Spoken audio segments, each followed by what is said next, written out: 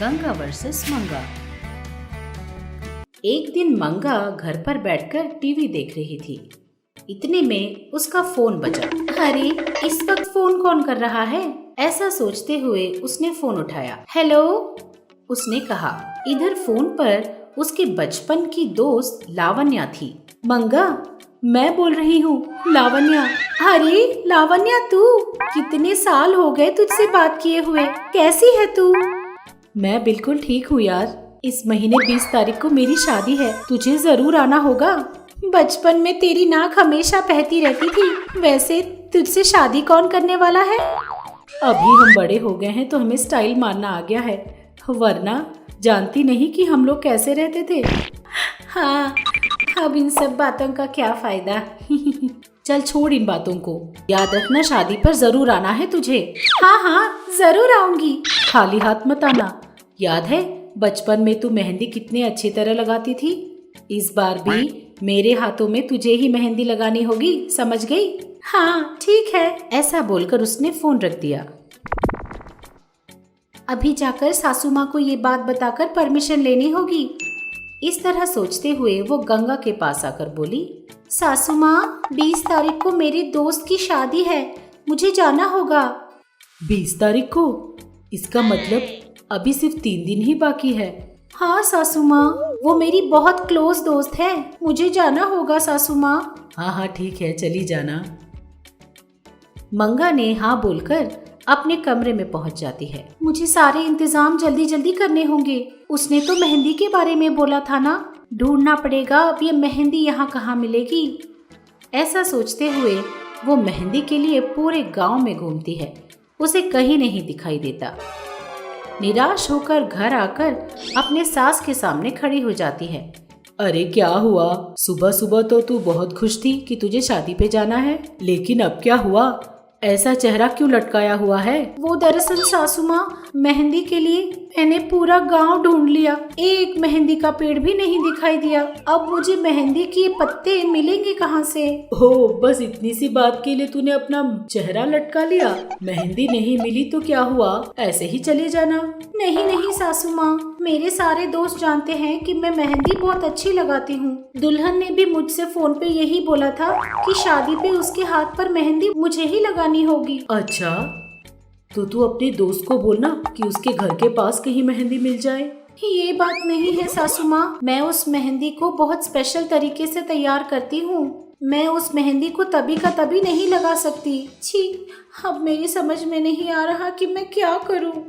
इस तरह मंगा दुखी हो रही थी। ठीक है, तू ज्यादा दुखी मत हो। मेरे पास एक मेहंदी का पेड़ है, तू उससे अपने दोस्तों को मेहंदी लगा देना। ऐसा बोलते हुए वो घर के अंदर जाकर एक छोटे से मेहंदी के पेड़ को लाकर बाहर आती है। ये क्या सासू माँ, मेहंदी का पेड़ बोलकर ये कुछ और पेड़ लेकर आ गई? अरे यही मेहंदी का पेड़ है। ये और मेहंदी का पेड़? इसके सारे पत्ते तोड़कर अगर मैं मेहंदी लगाऊंगी भी तो मेरी एक उंगली भी काफी नहीं होगी। अच्छा ये बात है, तो एक पत्ता तोड़कर तो देख।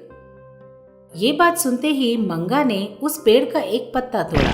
देखते ही देखते जहाँ मंगा ने एक पत्ता तोड़ा था वहीं दूसरा पत्ता निकल गया। ये देखकर मंगा दंग रह गई। अरे ये क्या सासू माँ, जहाँ मैंने एक पत्ता तोड़ा वहाँ एक और पत्ता निकल गया। हाँ बहू, ये मैजिकल मेहंदी का पेड़ है। अब जरा उन पत्तों को किसी बर्तन में डालकर तो देख। मंगा ने भी हाँ बोलकर उस पत्ते को एक बाउल में डाला। जैसे ही उसने एक पत्ता उस बाउल में डाला, वो बाउल मेहंदी के पत्तों से भर गया। अरे सासू माँ, ये तो सचमुच मैजिकल मेहंदी का पेड़ है। इधर दीजिए तो, इससे तो सिर्फ दुल्हन को ही नहीं, शादी में आए सब लोगों को मेहंदी लगा सकती हूँ मैं। ऐसा बोलकर वो उस मेहंदी के पेड़ को लेकर अपने कमरे में चली गई। 20 तारीख आ गई। मंगा अपने दोस्त की शादी में जाकर अपने दोस्त के साथ साथ अपनी बाकी सहेलियों को भी मेहंदी लगाकर खूब एंजॉय कर घर वापस आ जाती है। आ गई। कैसी थी शादी? शादी बहुत अच्छी थी सासू माँ। जितने भी लोग शादी में आए थे सबको मैंने अपने हाथों से मेहंदी लगाई। अच्छा ठीक है, जरा वो पेड़ कहाँ है? अच्छा वो पेड़ वो मेरी मौसी की बेटी लेकर गई सासू माँ। उसने कहा कि वो 1 हफ्ते में लौटा देगी। कोई बात नहीं, रहने दे। ऐसा बोलकर वो अपने कमरे में चली गई। उसके जाते ही मंगा अपने कमरे में आकर अपना बैग खोलकर उसमें से उस मैजिकल मेहंदी के पेड़ को बाहर निकालती है। जानती है मैंने ये झूठ क्यों बोला कि तुझे मेरी बहन लेकर गई है? क्योंकि मैं चाहती हूँ कि तुझसे मैं तरह तरह के मेहंदी बनाकर मार्केट में बेचकर खूब पैसे कमाऊँ। मैं कल ही से इस काम में जुड़ जाऊंगी। वो उस रात बड़े चैन से सो जाती है।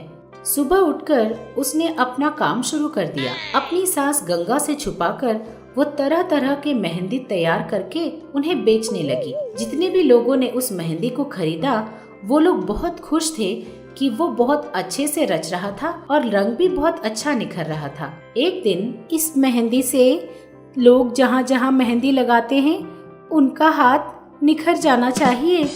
अब मुझे तरह तरह के और पत्ते मिलाकर नया ट्राई करना होगा। इस तरह मन में सोचकर बाकी के कई तरह के पत्ते भी मेहंदी के पत्तों के साथ मिलाकर कुछ नया करना शुरू करती है। अरे ये भी सुपर सक्सेस हो गया, अब इसे और बेहतर करना होगा। उसमें रास्ते में दिखे हर पत्ते को लेकर अपने मेहंदी के पत्तों के साथ मिलाकर एक नया कुछ बना दिया और गांव में सबको बेच दिया। एक छोटे से पेड़ से मुझे इतनी ज्यादा कमाई हुई है। मेरी सास में बिल्कुल भी अकल नहीं है। पैसे देने वाले पेड़ को घर पर रखकर छुपा कर रखा था उसने और अपने सारे कमाए हुए पैसों को देखकर खुश होती जा रही थी। इतने में जितने भी लोगों ने मंगा से मेहंदी खरीदी थी वो सारी औरतें उसके घर के सामने आकर अरे अरे क्या हुआ, क्या बात है? पूछ रही हो क्या बात है? आपकी बहू ने हमें मेहंदी बोलकर उसमें खुजली का पाउडर डाल के दे दिया है। उस मेहंदी को लगाने की वजह से देखो हमारे हाथ में कैसे फोड़े हो गए हैं। इस तरह सब लोग अपने हाथों पर खुजलाते हुए गंगा को दिखाते हैं। ये देखकर गंगा की समझ में आ गया कि क्या हुआ है। गंगा सब लोगों को उनके फोड़े कम करने के लिए दवाई देकर उनसे माफी मांगकर उन्हें भेज देती है। इधर दरवाजे के आड़े चुपचाप खड़ी मंगा डर रही थी कि उसकी सास उसे क्या बोलेगी। अच्छा, तो तूने मुझसे झूठ बोलकर कि मेहंदी का पेड़ तेरी बहन के पास है, तूने ये सब कारनामा किया है यहाँ? छी छी, कितने बार भी समझाऊं, तेरी बुद्धि नहीं बदलती। माफ कर दीजिए सासू माँ, मैंने उतनी दूर की नहीं सोची थी। पहले जाकर वो पौधा लेकर आ। अगली बार तूने ऐसी बचकानी हरकतें की ना तो मैं तुझे नहीं बचाऊंगी, समझ गई? इस तरह डांटकर गंगा मंगा से वो मैजिकल मेहंदी का पेड़ ले लेती है और इधर मंगा जो हुआ सो हुआ, किसी तरह उसकी जान बच गई ये सोचते हुए दिन मंगा बारिश में भीगती हुई मार्केट से घर पहुंची। ज्यादा भीग जाने की वजह से वो छींकने लगी।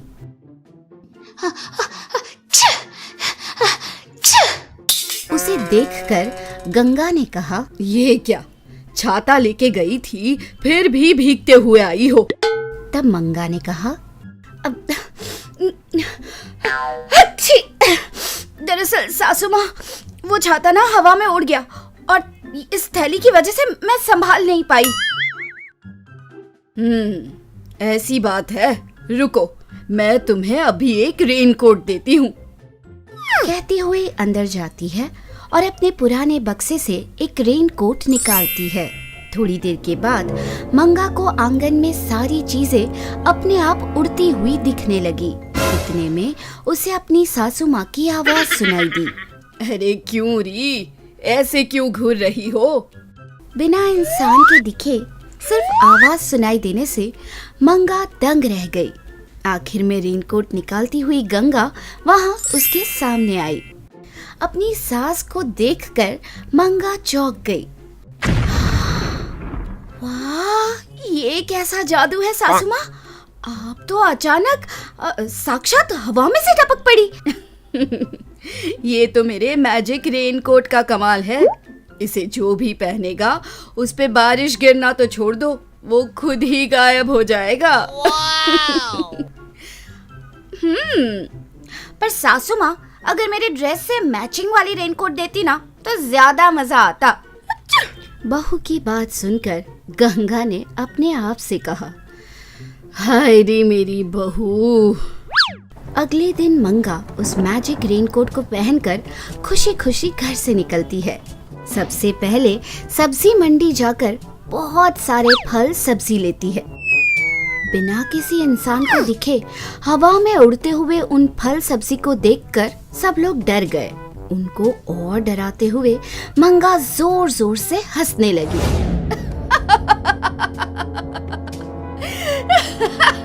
यह सुनकर सब लोग यहाँ से वहाँ भागने लगे। यह सब देखकर मंगा अंदर ही अंदर बहुत खुश हो रही थी। अगले दिन मौसम साफ था, फिर भी मंगा रेनकोट पहनकर बाहर निकल ही रही थी। इतने में गंगा ने उसे देख लिया। ये क्या, बिना बारिश के ये रेनकोट पहन के जा रही है? मतलब जरूर कुछ ना कुछ गड़बड़ वाला काम कर रही है। मैजिक रेनकोट पहनकर मंगा पहले एक आइसक्रीम की दुकान में घुस गई। वहाँ से फ्रिज ओपन करके अपनी मनपसंद चोकोबार आइसक्रीम निकालकर खा रही थी। बिना कोई दिखे आइसक्रीम अपने